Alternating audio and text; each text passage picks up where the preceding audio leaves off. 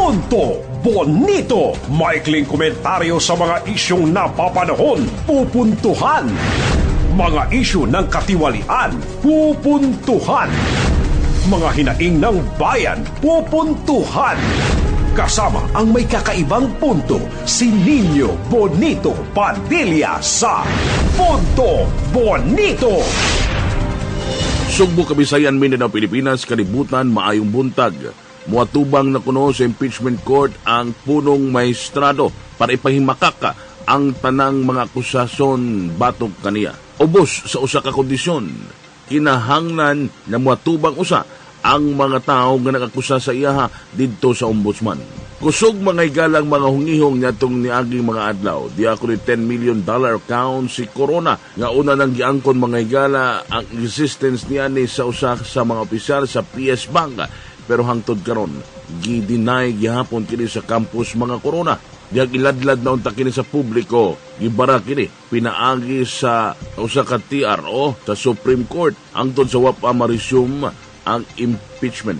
Di ay reklamo sa grupo ni na former Akbayan Party List Representative Risa Hontiveros ug Party List Congressman Walden Bello mahitungod sa questionabling pagpangawkaw kuno ug dili maesplikang mga katiguyunan ni Corona.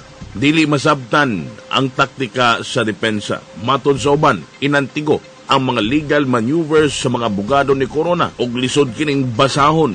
Kinahanglan mafursi kini sa prosecution para di sila malutsan. Samtang ang mahimong luhika sa mga abogado ni Corona ingon ani, matod bang kuno sa balaod, dili pwede nga imbestigahan sa ombudsman ang usa ka impeachable official.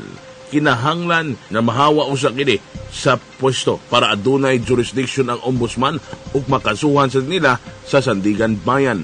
Therefore, kinahanglan niya maresolba ang impeachment complaint usa. Para sa mga depensa, because it is not proven, though alleged, di kini moobra mga kaigsunan sa impeachment court. Kinahanglan sad sigurong hinumduman nga ang pag-atubang ni Corona sa impeachment court di ay mga kondisyon.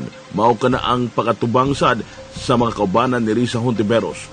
Bot pasabot, dili pa sigurado mga igala nga moatubang sa impeachment court si Corona. Apan, maski unsay may tabo sa mga musunod na mga adlaw, magpabiling yapong magbinantayon ang publiko ug kung panalitan muobra mga kaigsunan ang strategiya ni Corona, di gyapon kini kalusot sa mapanghusgang publiko.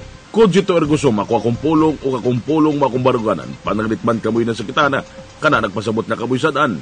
Ako, si Nino Bonito Padilla, ug mauna ang akong punto. Punto Bonito!